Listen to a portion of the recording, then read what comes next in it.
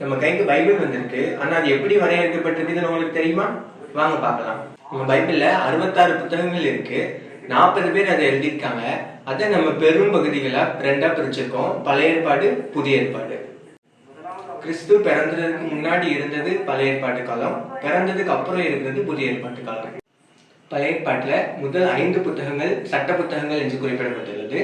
ஆதியாகமத்திலே Eden தோட்டம் உருவானதிலிருந்து இஸ்ரவேல் தேசம் உருவானது வரைக்கும் குறிப்பிடப்பட்டுள்ளது.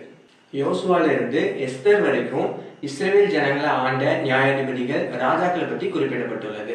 இந்த புத்தகங்கள் எல்லாமே வரலாறு புத்தகங்கள் என்று அழைக்கப்படுகிறது. அடுத்ததா யோபு, சங்கீதம், நீதிமொழிகள், பிரசங்கி, உன்னத பாட்டு. இந்த 5 புத்தகங்கள் ஞான புத்தகங்கள் என்று அழைக்கப்படுகிறது. இதுல வந்துட்டு தாவீது ராஜா, சாலமோன் ராஜா அவங்க எழுதின பாடல்களும் நீதிமொழிகளும் இடம்பெற்றுள்ளது. அடுத்து பழைய ஏற்பாட்டு முடியும் வரை தீர்க்க தரிசன புத்தகங்கள். அதுல நம்ம ரெண்டா பிரிக்கலாம்: பெரிய தீர்க்க தரிசிகள், சிறிய தீர்க்க தரிசிகள்.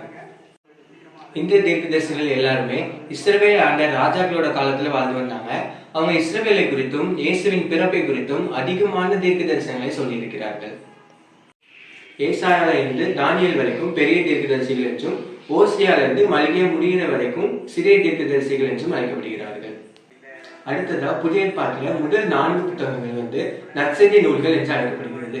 அதில் இயேசுவின் பிறப்பு முதல் உயிர்த்தெழுதல் வரைக்கும் வெளிப்படுத்துகிறது. அடுத்ததாக அப்போஸ்தலருடைய நடவடிக்கைகள். அது வரலாற்று புத்தகமாக குறிப்பிடுகிறது. அதில் அப்போஸ்தலர்கள் எப்படி இயேசுவின் சுவிசேஷத்தை மற்றவர்களுக்கு அறிவித்தார்கள் என்பதை குறிப்பிடுகிறது. பவுல் எழுதிய கடிதங்கள் ரோமர் முதல் பிலேமோன் வரை இடம்பெற்றுள்ளது. பிறையருக்கு எழுதின நிருபம் யாரால் எழுதப்பட்டது என்று இன்னும் கண்டறியப்படவில்லை. தொடர்ச்சியாக யாக்கோபு, பேதுரு, யோவான் அவர்களின் கடிதங்கள் இடம்பெற்றுள்ளது. சகோதரனாகிய யூதா எழுதின கடிதமும் இடம்பெற்றுள்ளது. புதிய ஏற்பாட்டில் ஒரே ஒரு தீர்க்க தரிசன புத்தகம் மட்டும் உள்ளது. அது வெளிப்படுத்தின விசேஷம். அதில் பூமியின் கடைசி நாட்களில் சம்பவிக்க போகிற காரியங்கள் மற்றும் இயேசுவின் 2ஆம் வருகையை குறித்து எழுதப்பட்டிருக்கிறது. இப்போது தெரிகிறதா வேதம் எவ்வாறு வரையறுக்கப்பட்டிருக்கிறது என்று? உங்களுக்கு பயனுள்ளதாக இருந்திருக்கும் என்கிறதை நம்புகிறேன். நன்றி, வணக்கம்.